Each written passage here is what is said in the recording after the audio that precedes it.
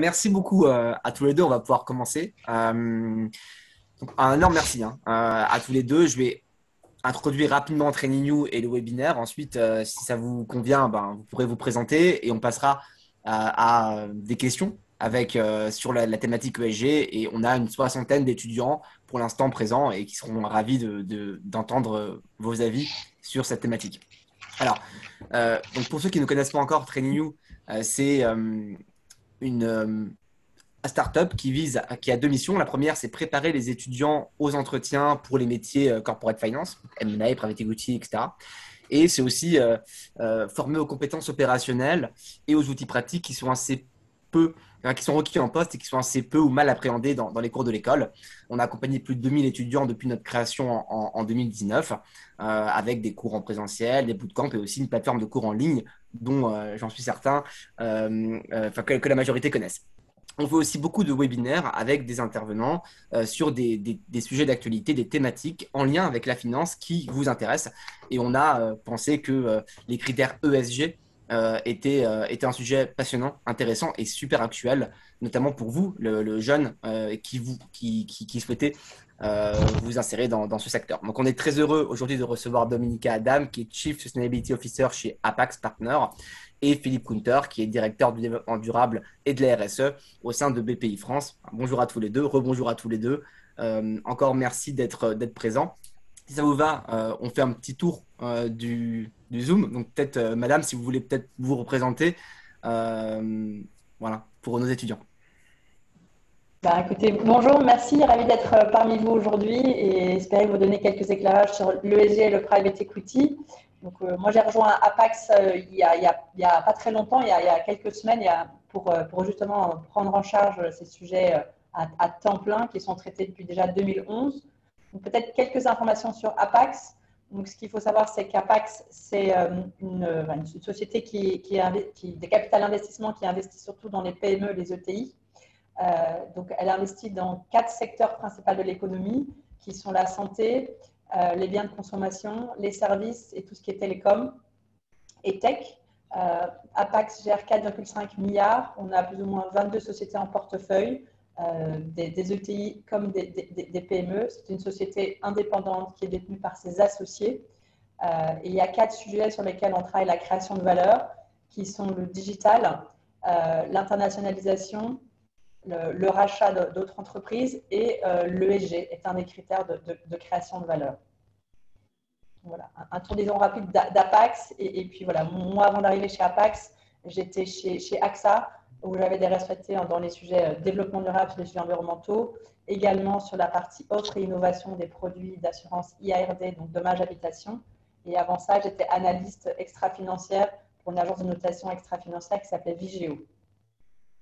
Donc, je suis ravie d'être parmi vous pour échanger sur ce sujet. Merci beaucoup, madame. Peut-être, monsieur, si vous voulez aussi vous représenter et aussi votre rôle au sein de BPI France. Oui, bonjour, merci pour votre invitation. Ravi également d'être avec vous. Je salue en même temps Dominica Adam, avec qui nous n'avons pas échangé. Moi, je dirige les activités développement durable et RSE du groupe BPI France, donc de manière extrêmement transversale sur la partie banque et sur la partie investissement. Concernant Assurance Export, on a, qui est anciennement les garanties publiques de la COFAS, il y a des process très spécifiques qui sont un peu comme l'AFD en fait, avec des diligences spécifiques dans le domaine environnemental et social. Mais sur l'ensemble et de manière très transversale, on a tout un ensemble de dispositifs RSE-ESG avec des particularités en fonction de nos métiers. S'agissant de l'investissement, on intervient sur l'ensemble du scope en fait, donc de l'amorçage jusqu'aux transmissions, sur l'ensemble des activités, sur tous les secteurs d'activité. On est sur toutes les thèses d'investissement.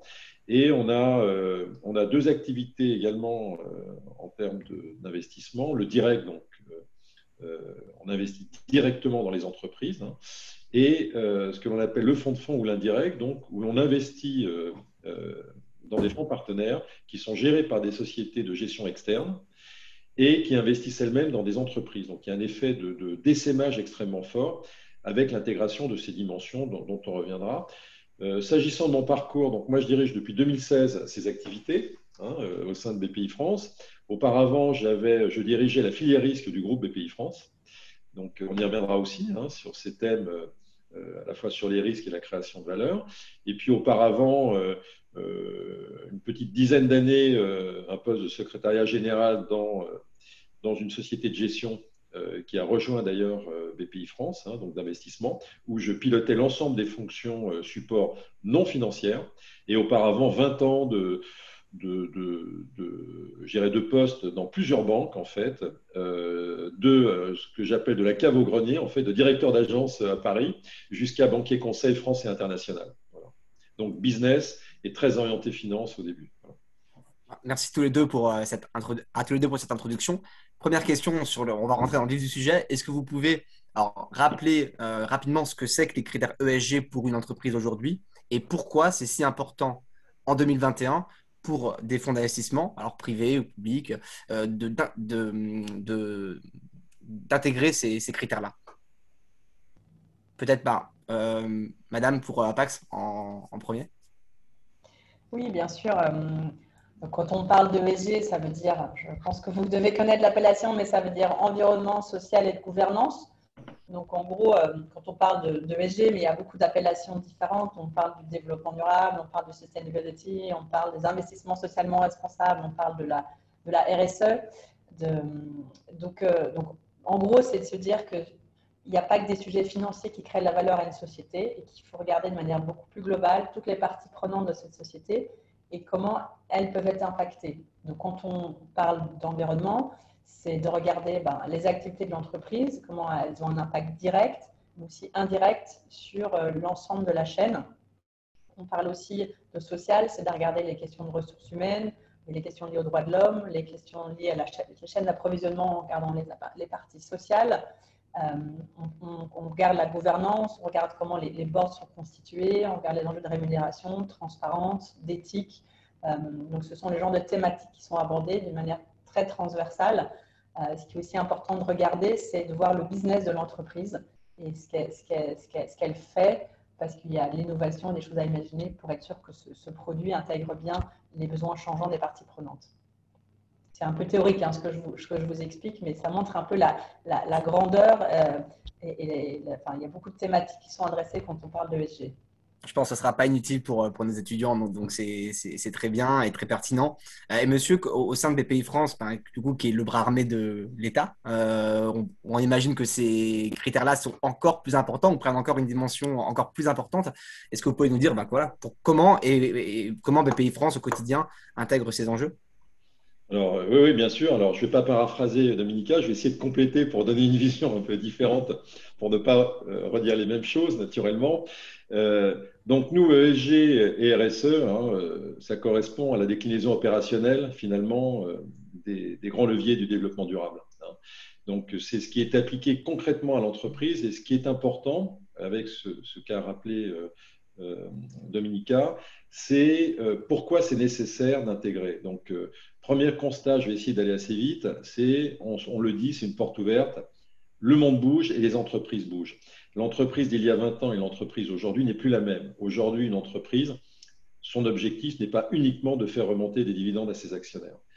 Ça, c'est une posture qui n'est plus acceptable et acceptée, et notamment par les différents écosystèmes. D'une part, les salariés qui y travaillent, les hommes et les femmes qui ont besoin de sens, qui ont besoin que l'entreprise porte des valeurs en attente et en aligné avec les leurs d'ailleurs. Ça se traduit par des sujets d'attractivité, ce genre de choses. Donc c'est majeur pour une entreprise aujourd'hui. Autre sujet, et c'est un peu connecté, c'est le poids des citoyens. La Convention citoyenne pour le climat, le réveil écologique sont des mouvements extrêmement puissants qui, comme vous l'avez vu, qui désignent et d'ailleurs, ça va parler à vos étudiants, qui désignent les entreprises. Je veux travailler dans celle-ci parce qu'elle met en œuvre des actions sincères, authentiques, loyales et créatrices de valeur, et je me sentirais bien en allant travailler chez elle. Donc, on voit très bien le levier de puissance. Donc ça bouge énormément. Deuxième sujet qui est très important, pourquoi on bouge, pourquoi les entreprises doivent bouger, Eh bien, c'est le chaînage de la supply chain. C'est qu'aujourd'hui, les donneurs d'ordre, les grands donneurs d'ordre qui travaillent avec les PME et les plus petites structures mettent de plus en plus de questions environnementales, sociales, sociétales et de gouvernance. Alors, ce n'est pas juste des déclaratifs, hein. Il faut que ce soit bien étayé, hein. Donc, on est probatoire. Ce que je fais, il faut que je le prouve. Donc, ce n'est pas facile tous les jours. Mais ça veut dire qu'il faut s'y mettre. Et ça, c'est un levier extrêmement puissant. Et puis, l'autre sujet, donc on l'a parlé, c'est le sens et la création de valeur. C'est-à-dire qu'une entreprise aujourd'hui, ça rejoint un peu la notion du capital immatériel. La valorisation d'une entreprise aujourd'hui, entre 60 et 90%, allez, grosso modo, hein, c'est un peu à la hache, mais ce n'est pas totalement faux, est composée d'actifs immatériels. Ça repose sur des actifs immatériels, ce qu'on appelait par le passé le goodwill, mais pas que, hein.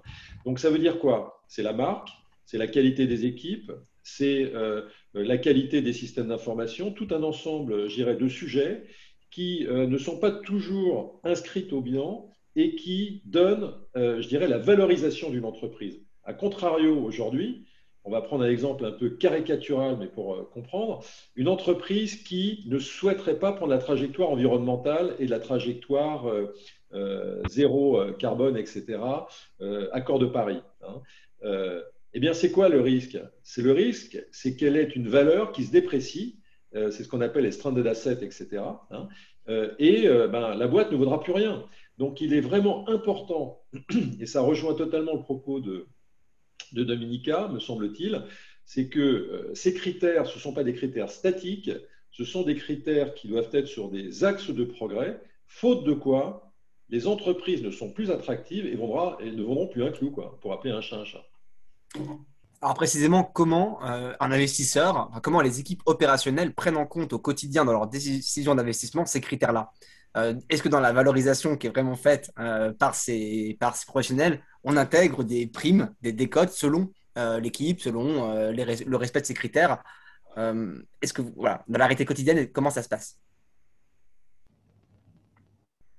Peut-être, oui, peut-être, madame, si vous pouvez commencer. Peut-être que je peux commencer par rappeler un peu le processus d'investissement qui se passe, enfin, en tout cas comment ça se passe chez Apax. Donc nous, on est souvent actionnaire majoritaire. Donc il faut se dire qu'il y a un peu trois principales phases. Donc il y a la phase en amont, donc quand on va regarder les entreprises, quels sont les critères qu'on va intégrer, les critères ESG. Il y a la phase une fois qu'on a acquis l'entreprise et il y a la phase de la sortie quand on veut la revendre. En sachant que Apax, c'est 5 à 7 ans souvent la durée d'un investissement. Et donc tout l'enjeu, effectivement, c'est de se dire que les entreprises qui sont sélectionnées, déjà, on s'assure avec des audits, de la due diligence. Il y a plusieurs choses qu'on peut faire. Ils appellent ça le red flag. Donc, c'est une analyse très courte pour se dire est-ce qu'il y a des vrais risques et s'il y a des gros risques, on ne va pas plus loin. Enfin, ça peut être un critère intégré dans la prise de décision de ne pas continuer avec une entreprise. Quand on est dans le processus de donner des offres, on rentre dans l'approche de ce qu'on appelle la due diligence ESG, souvent faite avec des cabinets de conseil qui vont regarder les risques et les opportunités business qu'on peut trouver derrière. Et avec cette due diligence, si on achète cette entreprise, ça va être aussi la base de ce qu'on va pouvoir faire en termes de mise en place d'une stratégie de développement durable dans la structure et la mise en place de son plan opérationnel avec des objectifs de performance qu'on va suivre régulièrement avec une gouvernance adaptée. L'objectif de tout ça, c'est la force de conviction d'Apax, en tout cas, c'est de se dire que, comme Philippe l'a expliqué, qu'aujourd'hui, une entreprise qui n'intègre pas ces éléments-là, qui ne regarde pas la création de valeur sur les sujets immatériels, passe à côté de choses très, très importantes. Il faut garder l'attractivité par les collaborateurs, il faut comprendre le besoin changeant des clients, les attentes des actionnaires, elles changent énormément et c'est pas mal drivé là-dessus. Nous, on appelle ça des LPs, nos actionnaires nous posent beaucoup de questions et on a beaucoup de choses à rendre compte, donc nous-mêmes en termes de fonds, mais aussi ces questions touchent les participations dans lesquelles on a investi. Donc il y a un devoir de transparence et de reporting sur les actions menées qui augmente de plus en plus parce que ce sont des sujets qui sont à la base de création de valeur. Effectivement, l'enjeu de pouvoir quantifier certains sujets qui sont immatériels reste compliqué et ce sont toujours des questions d'échange pour voir comment on peut le quantifier de plus en plus. Mais en tout cas, la clé, c'est l'intégration en amont et de travailler ça le plus vite possible une fois qu'on a acheté une entreprise pour s'assurer qu'on va pouvoir travailler sur cette transformation parce que c'est réellement une transformation de dynamiser les entreprises dans lesquelles on investit sur ces sujets développement durable, comme ça l'est le digital, par exemple. Et est-ce que vous avez des exemples concrets de participation ou d'investissement dans lesquels cette thématique a été véritablement un enjeu important ces derniers Oui, je mois ou pourrais ces peut-être parler dernières années? Ah pardon, excusez-moi, allez-y. Vous Non, vouliez non, poser la non, question allez-y. à... Non, c'était plus pour compléter du coup pour vous, pour Apax Partners. Est-ce qu'il y a des investissements ou participations de Apax en ce moment ou dernièrement qui ont intégré, enfin des exemples concrets, qui ont intégré cette thématique-là? Bien sûr. Donc, en fait, aujourd'hui, enfin, la volonté, c'est que toute entreprise qui est acquise soit passée par ce processus de faire déjà cette due deal pour être sûr qu'il n'y a pas de gros risques et qu'on voit bien des opportunités sur ces sujets-là. Deux entreprises, une plus récemment qui vient de sortir de notre portefeuille, qui s'appelait Sandaya. C'est une entreprise qui était dans les campings. Et donc là, dès l'acquisition, même en amont, on a fait cette due deal. Et pendant le processus d'acquisition, il y a eu une démarche assez forte menée par le CEO. Donc, ce qui aide toujours, c'est qu'on devient actionnaire majoritaire, mais on est toujours en partenariat. Forcément, on n'est pas dans le management de l'entreprise. Donc, il faut vraiment que l'équipe de management, que le CEO ait aussi envie de travailler sur ce sujet-là. Mais dès lors qu'on a cet alignement, c'est beaucoup plus facile et rapide de mettre en place une vraie stratégie. D'autant plus que là, sur le sujet des campings, c'était évident qu'au-delà du digital pour simplifier la réservation, quand on va dans un camping, on est dans la nature, on veut vraiment pouvoir donner une expérience globale, vraiment sur les sujets écologiques, de biodiversité. Et donc, il y a eu une grosse démarche avec tous les collaborateurs pour remonter les bonnes pratiques, pour mettre en place une stratégie avec des priorités, suivies par des indicateurs de performance. Et donc, quand cette entreprise a été revendue à la sortie, il y a eu une due diligence de sortie qui a permis de vraiment valoriser les actions mises en œuvre dans ce processus-là. Et ça s'est fait tout le long de la relation avec cette entreprise. Et aujourd'hui, ce sont des sujets qui sont portés, même si nous ne sommes plus les investisseurs. Je pense que c'est un exemple D'accord. qui est intéressant. Merci pour cet exemple. Monsieur, du coup, pour BPI France, quel est le process de décision et comment cette due diligence RSE est réalisée? Et aussi, même question peut-être un petit peu différente, est-ce qu'il y a des investissements qui n'ont pas été faits par BPI France en raison de ces critères, parce qu'il n'y avait pas le respect de ces critères-là? Alors, plusieurs choses. Alors, c'est vrai que si on est sur le terrain d'investissement, nous, on a deux types de diligence, en fait. Une diligence pour la banque, en fait, où là, c'est un effet de massification. Il y a beaucoup de... ce sont deux métiers différents, la banque et l'investissement, au regard de ces diligences et notamment du grip que l'on a sur ces sujets, pour faire bouger, c'est complètement différent. Donc, pour la banque, quand on met un crédit moyen terme, bon, c'est complètement différent. Il y a un certain nombre de questions, E, S, G au départ, qui permettent de comprendre, etc. En revanche, pour l'investissement, là, on a beaucoup plus, il y a des diligences, comme cela a été bien décrit par Dominica, où il y a des diligences approfondies. Et donc, nous, on a un outil qui s'appelle ESG Invest, qui permet, en fonction du secteur de l'entreprise, de sa taille, d'avoir tout un ensemble de questions appropriées. Il y a une approche toujours sectorielle très forte sur ces questions, parce que derrière, bien sûr, il y a tout un ensemble de conséquences qui ne sont pas les mêmes, et donc de points d'attention et de vigilance. Donc, avec cet outil, si vous voulez, ça permet de définir un genre de positionnement de l'entreprise sur l'ensemble de ces dimensions et comment elle se positionne, etc.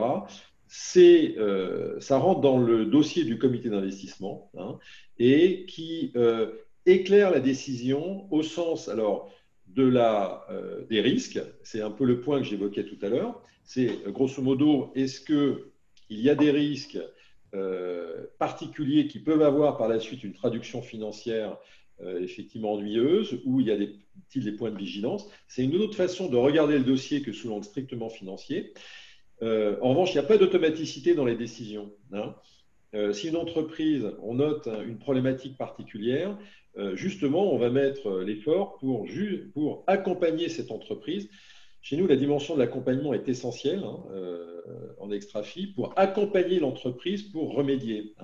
Donc, mais en tout cas, c'est abordé sous les deux angles, l'analyse de risque et la création de valeur. Et je dois avouer qu'on redouble de vigilance et aussi de poids vis-à-vis des équipes front sur la création de valeur, parce que autant on sait que quand on étudie un dossier avec les vigilances, grosso modo, il n'y a pas de trou dans la raquette, si vous permettez l'expression. Les risques sont identifiés, ils sont repérés, ils sont radarisés, hein, on va dire. OK. On n'a pas eu, nous, de dossier où on s'est dit « Ah, c'est ballot, ça, on ne l'avait pas vu. » Et derrière, il y a eu une bombe à retardement. On n'a pas de dossier de cette nature, hein. En revanche, on se pose beaucoup de questions, et de plus en plus, parce que cet outil sert également à la définition dans les packs d'actionnaires ou dans les side letters à des axes de progrès. Ça signifie que pour les investisseurs, c'est une façon aussi de réfléchir, parce que vous savez que le monde financier, hein, quand on a affaire à des financiers purs et durs, investisseurs, c'est très câblé financier. Ça signifie que la partie extra-financière est quand même un espèce de bidule pour certains qui est un peu hors sol, hein. Là, je crois qu'il faut se le dire aussi. Et d'ailleurs, Dominica l'a très bien dit aussi, c'est que ces deux mondes convergent. Vous voyez, Vigeo Moody's, la Banque de France, il y a tout un ensemble d'actions et de régulateurs de place aujourd'hui qui vont dans le même sens. Aujourd'hui, le financier et l'extra-financier, cause commune. Ça marche ensemble. C'est à cœur, hein. Donc, fatalement, pour nos camarades investisseurs, quand ils étudient un dossier, c'est-à-dire qu'ils intègrent aussi cette dimension, et c'est perfectible, hein, c'est pas facile, parce qu'on a beaucoup d'efforts à faire, justement, de pédagogie, d'outils, de guides méthodologiques sectoriels, et sur des sujets complexes, hein, pour définir des axes de progrès.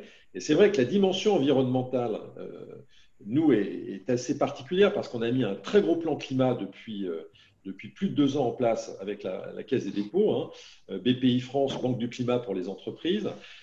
Et on porte une attention, mais vraiment toute particulière, à cette dimension, même si on est équilibré sur les autres néanmoins, hein, c'est très important, la gouvernance et le social, puisqu'on parle de transition juste, etc.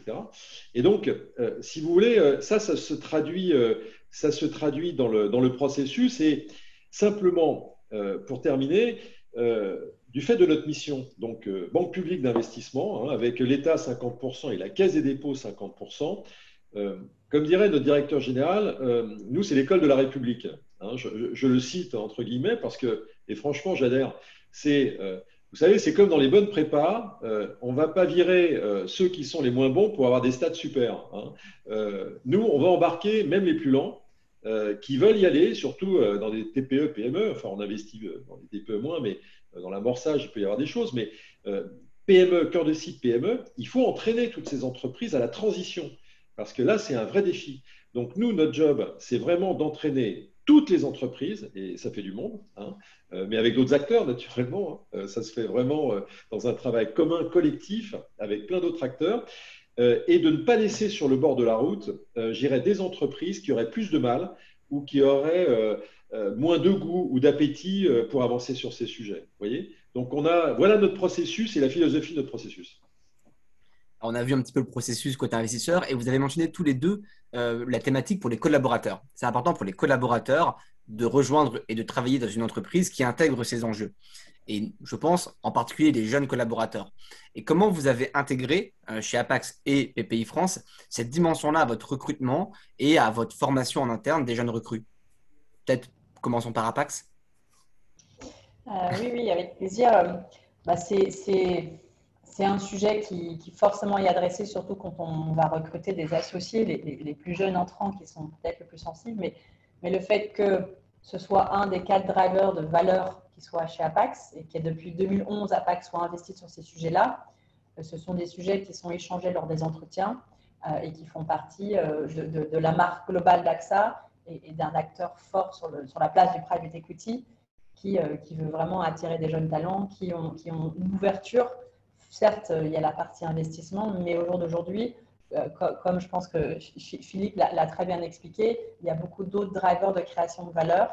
Et donc, de pouvoir être ouvert et avoir l'envie d'avancer sur ces sujets-là est quelque chose qui est mis en avant aussi dans les échanges, dans le recrutement. Et donc, ça fait partie progressivement de renforcer cette marque employeur. Peut-être monsieur au sein de BPI France aussi. Alors, je rebondis sur ce que vient de dire Dominica, naturellement. Donc, c'est ce qu'on s'est dit tout à l'heure. chose vraiment importante, et ce n'est pas lié à la crise sanitaire, hein, c'est un mouvement déjà qui avait démarré avant. La crise sanitaire est un élément d'accélérateur et d'amplificateur. Autrement dit, ça a permis de prendre une courbe un peu plus pentue, hein, sur ces sujets. Mais on constate quoi? On constate, et je pense que la crise sanitaire a remis une couche vraiment là-dessus, sur le sens. Aujourd'hui, moi, je suis frappé, d'ailleurs, dans des tas de colloques, des tas de sujets, etc. La notion du sens revient dans les recrutements, dans l'attractivité. Et aujourd'hui, c'est un sujet qui me semble central. Central pourquoi? Parce que aujourd'hui, on parlait de salariés citoyens, entrepreneurs citoyens, profession libérale citoyens. Chacun a un avis et a des ambitions et souhaite travailler sur ces sujets-là d'une façon ou d'une autre. Et ça conditionne totalement le choix de l'entreprise. Et ça met la pression à l'entreprise, parce que dès lors que l'entreprise met en œuvre des actions, ou du moins proclame des actions sur ses sites Internet, et c'est facile, hein, et qu'en interne, les salariés ne voient pas tout à fait la même chose, il y a ce qu'on appelle une espèce de rupture du contrat de confiance, et ça se traduit par des choses absolument incroyables. C'est que c'est d'abord un désengagement des salariés. Je renvoie, et comme je le fais d'habitude, parce que c'est toujours intéressant, au rapport Gallup qui donne des statistiques des salariés engagés dans nos entreprises françaises. Je vous invite à consulter ces rapports. C'est désastreux, hein, sur ce qui se passe chez nous. Les salariés français ne sont pas du tout engagés, hein. Entre 2018 et 2015, on est passé de 9% de salariés engagés à 6%, hein, en France. C'est-à-dire des salariés qui considèrent être le fer de lance de leur entreprise et ambassadeurs. Donc, vous voyez, donc il y a un sujet d'engagement majeur. Mais encore une fois, on pourrait avoir des gens qui sont un peu moins engagés, mais ce n'est pas le cas, parce que maintenant, ce qui se passe, et c'est un phénomène assez nouveau, c'est que bien, les gens s'en vont. Ça signifie, et quels que soient les âges, c'est-à-dire que de jeunes collaborateurs qui rentrent au bout de 6 mois se rendent compte qu'il n'y a pas un alignement et que l'entreprise ne porte pas stratégiquement ces sujets, hein, et que c'est quelque chose qui est un petit peu à la périphérie, ça ne collera pas. Donc les gens s'en vont. Et sans préavis, et c'est ça qui est quand même incroyable. Et les salariés plus âgés, c'est ça qui est incroyable aussi. On pourrait se dire, bon, ceux qui sont sur la dernière ligne droite, etc., eh ben non, eux aussi se disent, attends, moi j'ai envie aussi d'être aligné avec mes valeurs. Et donc, il se passe quelque chose incroyable, et moi je trouve ça vraiment formidable, c'est qu'on devient acteur finalement de son parcours. On n'est plus comme on l'a été il y a un certain nombre d'années. Moi, j'ai été DRH pendant 9 ans d'une filiale de la Caisse des dépôts, hein. Donc, j'ai constaté ces choses. C'était une boîte de croissance. Mais là, on se rend compte qu'aujourd'hui, les gens deviennent acteurs de leur parcours. Voilà. Et dès lors que l'entreprise n'est pas sincère, n'est pas authentique dans les actions qu'elle proclame et n'est pas alignée avec sa stratégie sur ces sujets, la sanction est immédiate. Donc, vous voyez, il y a vraiment des enjeux majeurs. Et donc, s'il n'y a plus d'attractivité, il n'y a plus de talent, etc. Enfin, tous les mécanismes que vous connaissez et qui est très important. Merci beaucoup pour vos réponses. On a déjà quelques questions de nos étudiants, donc je vais essayer de les relayer pour vous. Une question d'un étudiant, est-ce que l'évaluation ESG des entreprises où vous investissez est faite in-house, donc en interne, ou est-ce que vous faites appel à d'autres acteurs et des acteurs indépendants qui viendraient évaluer ces critères pour vous? Alors, je ne sais pas peut-être lequel de vous deux veut prendre cette question ou... Moi, je peux commencer. Chez Apax, en tout cas au jour d'aujourd'hui, la partie de due diligence ESG, elle est souvent faite par un cabinet de conseil extérieur. Et c'est souvent le même que celui qui s'occupe des sujets financiers, pour qu'il y ait plus de cohérence entre les différents sujets. D'accord. Donc, généralement, un cabinet du Big Four. C'est ça. Après, il y a parfois d'autres cabinets qui sont utilisés. Okay. Mais voilà, avant, en amont, il y a toujours quand même une analyse interne des premiers enjeux pour bien comprendre l'entreprise. Mais on travaille pour le moment avec des cabinets d'audit pour renforcer la dimension du deal ESG. Ok. Monsieur? Alors, nous, on a une particularité, enfin, plusieurs des spécificités. C'est pas bien de dire qu'on est particulier. Moi, j'aime pas qu'on dise ça, mais on a des spécificités quand même. C'est qu'on est toujours en co-investissement et minoritaire, hein. Donc ça, c'est très important au niveau de notre positionnement d'investisseur. Et ça confère effectivement, je dirais, une manière de fonctionner. S'ajoute à ça un aspect de massification, c'est-à-dire qu'on a plus de 800 lignes en direct dans nos portefeuilles d'investissement direct et des centaines dans des fonds partenaires et des milliers d'entreprises derrière qui sont investies par ces fonds partenaires. Donc, s'agissant du direct, puisque s'agissant du fonds de fonds, vous avez compris, c'est confié à des sociétés de gestion externes qui font leur propre diligence.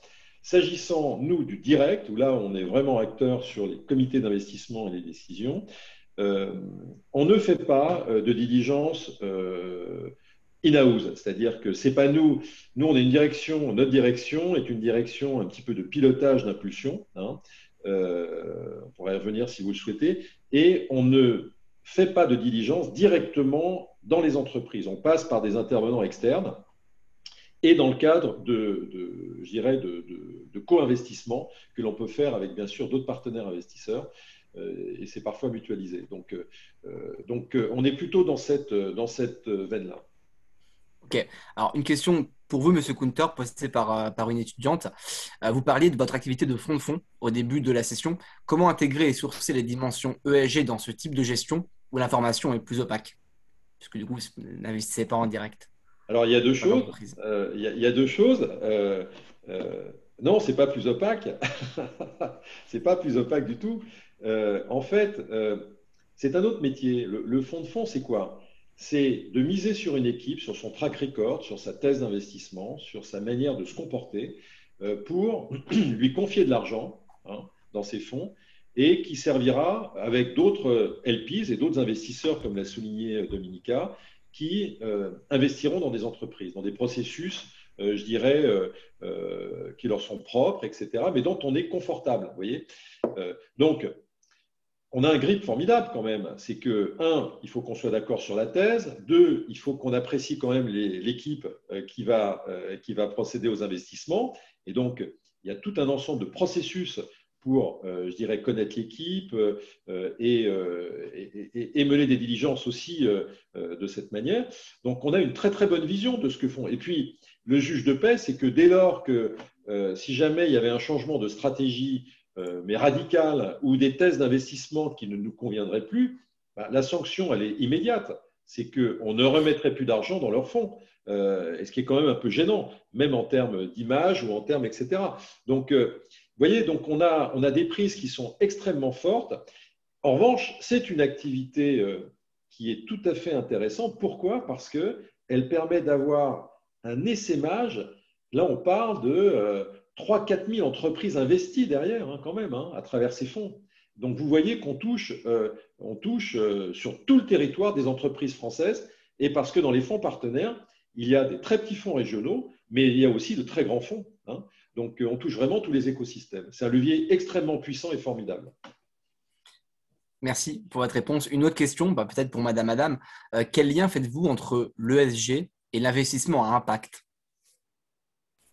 Je pense que les notions se ressemblent. Oui, aujourd'hui, la notion d'impact, c'est un petit peu une notion qui est plus récente quelque part, d'essayer de regarder quel est l'impact positif de ces investissements sur l'ensemble de la société. Donc, ce n'est pas que pour ses collaborateurs. Enfin, voilà, c'est vraiment élargir la discussion. Donc, on peut faire de l'ESG sans nécessairement avoir un impact positif direct. Donc, pour moi, c'est une suite logique de maturité peut-être, de se dire on veut effectivement accompagner, parce qu'ici chez APAC, c'est vraiment ça qui est cœur. On choisit de manière très fine les boîtes dans lesquelles on veut investir. On est actionnaire majoritaire et on a un accompagnement sur la durée avec eux pour transformer l'entreprise sur un certain nombre de thématiques. Donc au jour d'aujourd'hui, on fait ce screening en amont qui regarde des critères classiquement ESG. Et le postulat est, je crois, assez semblable à la BPI, c'est qu'on est dans la transformation d'entreprises qu'on estime avoir un haut potentiel et qui ne sont pas avec des gros enjeux à risque ESG. Et au jour d'aujourd'hui, fort de cela, on est convaincu que ce sont ces boîtes-là qu'il faut transformer pour qu'on puisse répondre aux défis du changement climatique, aux défis des questions sociétales. Et donc, indirectement, par ces actions, on va arriver vers un impact positif. Mais il y a des fonds qui ont de l'impact positif et qui sont vraiment ces classes d'actifs qui cherchent ce sont l'impact positif qu'ils vont avoir sur l'ensemble des parties prenantes, qui est une approche un petit peu différente de ce qu'on fait au jour d'aujourd'hui chez Apax. Mais l'objectif, c'est vraiment de réfléchir de manière plus globale sur ces questions. Très clair, merci pour votre réponse. Une autre question pour Monsieur Kunter. Est-ce que vous, BPI France, qui investissez en co-investissement, est-ce que vous le faites avec des fonds qui n'auraient pas respecté dans un passé proche les principes ESG? Alors, c'est une question qui est en lien avec la précédente. Donc, est-ce que vous faites un due deal sur le track record de vos partenaires? Moi, je vous ai dit tout à l'heure qu'on n'était pas dans l'exclusion. Ça signifie que, en fait, nous, on a une mission qui est d'embarquer les entreprises et de les faire progresser sur l'ensemble des secteurs. Et ce n'est pas facile, hein. Quand vous avez une ETI, quand vous avez une petite PME, ce n'est pas du tout le même environnement, hein. Ce n'est pas du tout pareil, ils ne sont pas équipés de la même manière, ils n'ont pas un monsieur ou une madame RSE à l'intérieur, comme nous, hein. Bon. Et dès lors qu'on est dans les plus grosses, il y a une structuration, il y a des équipes, etc. C'est processé. Donc, nous, le sujet pour répondre, et je vous ferai une réponse un petit peu générale parce que je n'ai pas en tête de cas, si vous voulez, ce n'est pas rédhibitoire. Vous voyez, c'est comme par exemple, et je vais faire un parallèle avec notre plateforme de référencement des fournisseurs du groupe BPI France, où on a mis un process RSE, hein, à l'entrée, avec des autodiags, etc. Une entreprise qui serait, allez, parlons cash, zéro en matière de RSE ESG. Autrement dit, qui ne s'en préoccuperait pas, mais qui ne ferait pas des choses non plus contradictoires, hein, au principe de l'ESG. Hein. Parce que là, on est quand même, s'il y avait des choses flagrantes, là, ça mériterait quand même des discussions extrêmement pointues et des assurances quand même un peu plus avancées. Mais ce n'est pas pour autant qu'une entreprise ne va pas faire de la RSE. Et d'ailleurs, il faudrait se poser la question sur qu'est-ce que veut dire faire de la RSE ou de l'ESG. Parce que moi, je peux vous garantir un truc, c'est que toutes les entreprises que l'on forme et que l'on sensibilise à ces questions, même ceux, comme on le dit à chaque fois, qui n'en ont pas conscience, mènent des actions, réalisent des choses extrêmement intéressantes et parfois n'en ont pas conscience du tout. Dans tous nos plans de formation, on s'aperçoit qu'il y a des entreprises qui mettent en œuvre des pratiques environnementales, sociales, sociétales ou de gouvernance et qui méritent d'être valorisées, mais ils n'en ont pas conscience. Et ils le portent un peu nativement. Donc, on ne va pas bloquer, hein, on va pas dire « Ah, vous avez une note, etc., pas assez bonne pour qu'on puisse intervenir ». Non, non, non. En revanche, il nous appartient ensuite de monter en compétence, d'aider les autres acteurs. C'est pour ça qu'on parle souvent de notre rôle un peu comme acteur de place. Le sujet, ce n'est pas simplement d'être, vous savez, le juge, sortir un carton jaune ou un carton rouge. Non, non, on n'est pas du tout, nous, dans ce mindset. Nous, notre job, c'est de booster les boîtes, de les faire monter en compétences pour des tas de questions de résilience, de croissance, etc. Et si elles sont un peu, entre guillemets, faiblardes en matière de RSE ou ESG parce qu'elles n'ont pas eu le temps parfois de s'en préoccuper, c'est de faire en sorte, avec le temps, de les faire monter en puissance. Vous voyez, c'est un travail dans la durée, hein, qu'on mène. Merci pour votre réponse. Une autre question. Les nouvelles normes ESG qui régulent dorénavant l'investissement et aussi les sujets M&A permettent-elles réellement d'améliorer la situation ESG au niveau global? Exemple d'entreprise qui se débarrasse, alors je cite, qui se débarrasse d'assets qui ne répondent pas aux nouvelles normes ESG et se trouvent donc réévalués alors que ces assets existent toujours mais ont juste passé de main. Donc sur les régulateurs. Est-ce qu'il y a un impact réel? Vous voulez que je peux peut-être, Dominica, si vous me permettez, je vais répondre aussi avec ma casquette de pilote des risques que j'avais précédemment de la filière risque. Donc, je vous ai dit tout à l'heure, l'école de la République, il faut laisser personne sur le bas-côté. Se refiler le mistigris, ce n'est pas une bonne idée. Ce n'est pas une bonne idée parce qu'on n'y arrivera pas. Se dire tel bout, je le vends parce que vous avez vu, moi je suis super, mais l'autre à côté va être plombé parce que vous allez lui refiler le truc. Est-ce que ça, c'est une démarche RSE, je pense pas. Je pense pas. Je pense que c'est pas quelque chose de loyal. Je pense que c'est pas quelque chose d'éthique. Et donc, en revanche, le job consiste à faire progresser. Hein, vous voyez, ça signifie qu'il y a, dans notre vision du monde, nous, il y a deux manières de faire bouger une entreprise et il n'y a pas une troisième voie. Soit l'entreprise est motivée et elle est fanat de ses sujets et elle a compris qu'elle crée de la valeur, du sens et avec beaucoup de vertus derrière. excusez-moi, parce qu'on m'appelle en même temps, donc je vais arrêter. Voilà. Voilà. Et la deuxième voie, ben, c'est la voie de la contrainte, bien sûr. Hein, ça veut dire je bouge dès lors que je suis motivé ou si je suis obligé de le faire. Il n'y a pas de troisième voie dans la vie. Donc, la contrainte, et là, il y a un autre sujet qui arrive, mais massif, avec un M majuscule, c'est tout le corpus de réglementation qui arrive de l'Europe, hein, sur disclosure, taxonomie, la loi énergie-climat, etc., qui va imposer au métier de la finance de rendre compte, d'être beaucoup plus transparent, de produire un certain nombre de travaux.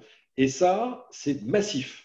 Aujourd'hui, je pense qu'il y a certaines sociétés de gestion, enfin Dominica complétera naturellement, qui n'ont pas totalement idée de ce que ça va imposer en matière d'obligations réglementaires.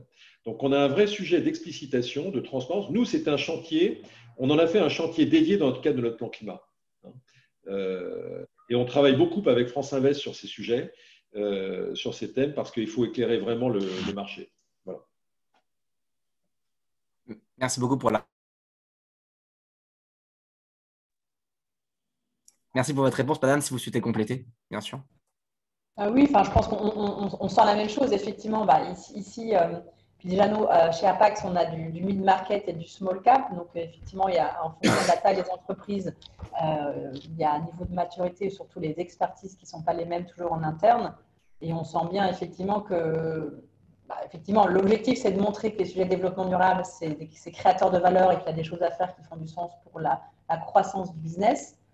Mais bien entendu, derrière tout ça, il y a un socle qui grandit sur des obligations réglementaires au fait qui demandent plus de transparence et de reporting pour les entreprises. Et donc l'objectif, c'est de faire converger cette vision plus stratégique qui devrait être au cœur de la réflexion produit, service de l'entreprise et de voir derrière, si on mesure l'empreinte carbone d'une entreprise, c'est que derrière, c'est peut-être mieux gérer sa flotte ou mieux gérer si c'est une entreprise industrielle ces processus industriels.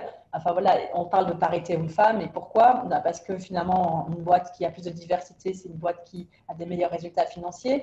Donc voilà, il faut faire la part des choses aussi et comprendre le besoin de la réglementation et ce qu'elle peut apporter à l'entreprise. Et effectivement, ce qui est certain, c'est qu'il y a des gros défis de la société et que derrière, au niveau européen, il y a une accélération au niveau de la réglementation. Et on la sent au niveau de la réglementation, mais celle-ci vient redescendre par les investisseurs institutionnels et ça descend toute la chaîne et que les entreprises qui étaient moins ciblées avant, c'est-à-dire les petites entreprises non cotées en bourse, typiquement les entreprises dans lesquelles Apax investit, sont des entreprises maintenant qui doivent se poser des questions d'un devoir de transparence et de reporting.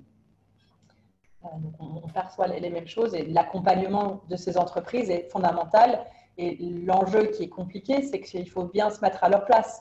Ce sont des entreprises qui n'ont pas beaucoup d'effectifs, qui n'ont pas toujours l'expertise interne sur ces sujets-là. Donc, il faut vraiment se rendre compte qu'elles n'ont pas toujours la compétence ou la capacité de répondre à des centaines d'indicateurs. Donc, il y a aussi une approche qui doit être adaptée à la taille de ces entreprises.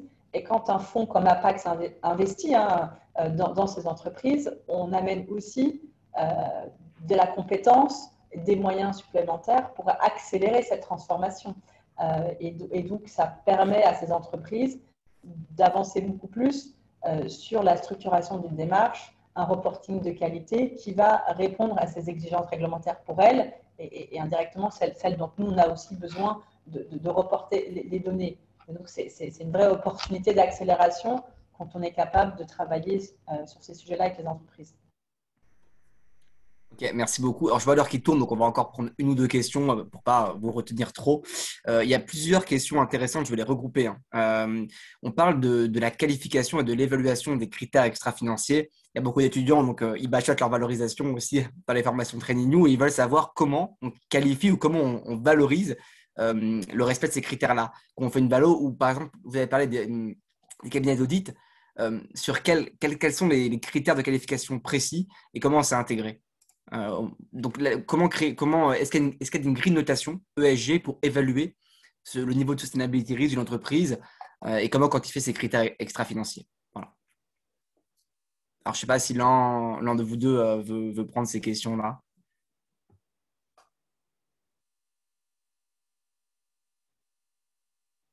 Ah, vous êtes en mute, madame.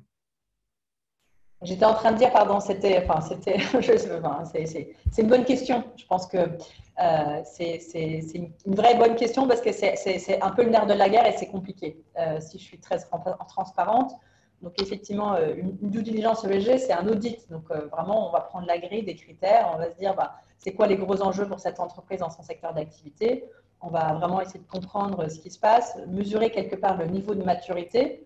Et pendant toute la phase d'acquisition, on va mettre en place cette stratégie, on va réfléchir au plan d'action, mettre des KPI pour reporter les choses et d'essayer de voir à la sortie ce que ça veut vouloir dire.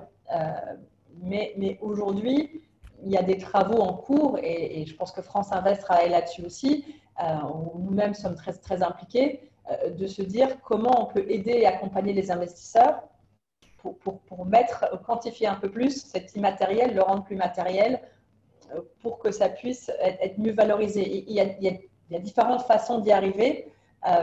Et je dirais que les travaux aujourd'hui sont plus en cours qu'une vraie méthode qui tient la route, qui est robuste. Après, il y a des méthodologies qui existent, bien sûr. Il y a du SASB qui travaille sur la matérialité. Les boîtes de conseil vont développer leur outil. Donc, peut-être que BPI a avancé là-dessus. Mais voilà, en tout cas, je pense que c'est un vrai sujet de comment on le rend plus matériel, mais déjà en regardant les critères, en mesurant la maturité, en mettant des indicateurs de suivi qui montrent une évolution de la performance. On peut mettre en interne des modèles de maturité qui montrent comment ça évolue avec des critères assez opposables et robustes. On commence à mettre une quantification sur des choses qui l'étaient moins et ça se rapproche d'éléments qu'on peut valoriser à la sortie. Mais il y a des travaux qui sont menés et qui doivent avancer encore sur ces sujets-là. Monsieur, si vous voulez compléter. Alors, en janvier 2016, France Stratégie a sorti une étude que vous connaissez sans doute, qui est une étude hyper connue, c'est devenu un lieu commun, qui dit quoi? Qui dit, à un moment donné, une entreprise qui met en œuvre des actions environnementales, sociales, sociétales ou de pilotage, de gouvernance, a un gain de performance de 13%. Janvier 2016. Alors, ça veut dire qu'une entreprise qui met en œuvre ce type d'action a une création de valeur en termes de performance. En revanche, et là c'est des discussions, et ça rejoint totalement le propos de Dominica, si vous demandez de manière précise une entreprise, si elle met en œuvre des actions dans les domaines précités, quel est son impact sur sa valeur intrinsèque, là, vous n'aurez pas de réponse. Parce que c'est quelque chose d'extrêmement complexe, d'extrêmement délicat à apprécier. Il y a des travaux de scorecard, des travaux de process de notation, d'évaluation, qui approchent un petit peu ce sujet. Je dis bien qui approchent. Mais si vous avez quelqu'un qui vous dit tout de suite, voilà, vous faites ça en environnement, ça truc, et ça joue en temps sur votre valeur intrinsèque, là, vous pourrez payer votre tournée, franchement, parce que j'y crois pas un instant. J'y crois pas un instant. En revanche, il y a des travaux extrêmement sérieux qui ont été réalisés.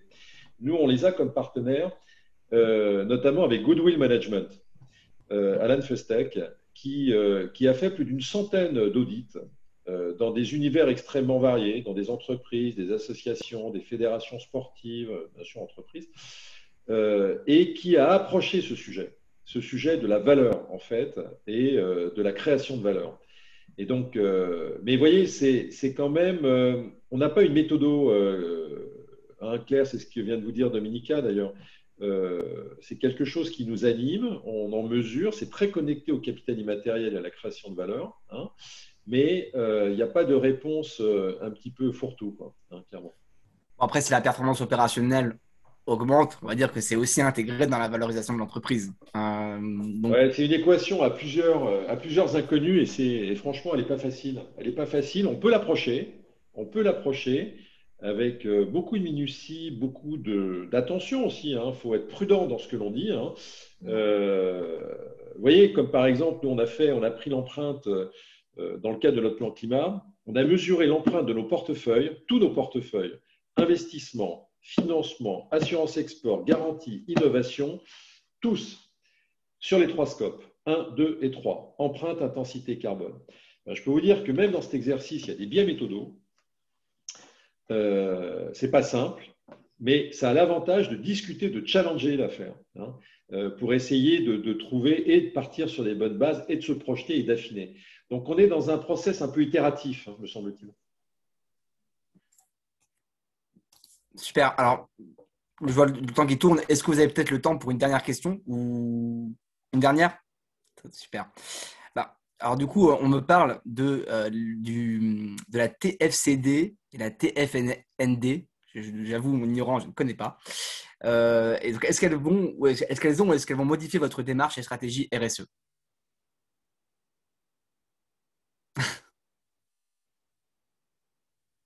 C'est sûrement des. Ouais. Je ne sais pas si l'un de vous. Non, c'est tout ce qui est task force, disclosure, etc. et la réglementation NFRD. Bon, c'est comme les marchés financiers, hein. Dès lors que ça sort, c'est déjà intégré parce que dans la manière, c'est pris dans l'opposition. En revanche, ce qu'on disait un petit peu tout à l'heure, il y a une chose qui risque quand même de modifier substantiellement notre façon de faire, mais vraiment. Moi, je prends toujours l'image un peu osée, vous m'en excuserez, Guillaume, hein, l'exemple du tsunami, et c'est ce que j'ai l'habitude de dire. Il y a ceux qui voient la vague et qui se disent c'est terrible, on va se la prendre, et il y a ceux qui sont à 50 km qui se disent c'est curieux, les oiseaux sifflent plus, quoi. Et ils vont se la prendre aussi, hein. Il y a une déferlante réglementaire, mais au sens de l'application, au sens des process, au sens du devoir de transparence, au sens des reporting, qui est d'une ampleur incroyable. Et c'est ce qu'on se dit avec France Invest, c'est qu'on est parti au moins pour 10 ans de réglementation draconienne. Et il y a un sujet derrière tout ça, mais qui est un sujet de fond, et je le partage avec vous, parce que nous, il n'est pas tranché chez BPI France, et on va le mettre à l'ordre du jour, c'est qu'est-ce qu'on va demander à nos investisseurs. Jusqu'où le rôle de l'investisseur va-t-il? C'est un changement culturel, c'est un changement de mindset. On ne peut plus être juste un deal maker, hein. C'est comment intégrer cette partie-là qui fait vraiment partie du business, mais sur lequel il y a une nécessité de rendre compte et aussi d'évaluation. Je prendrai juste un exemple.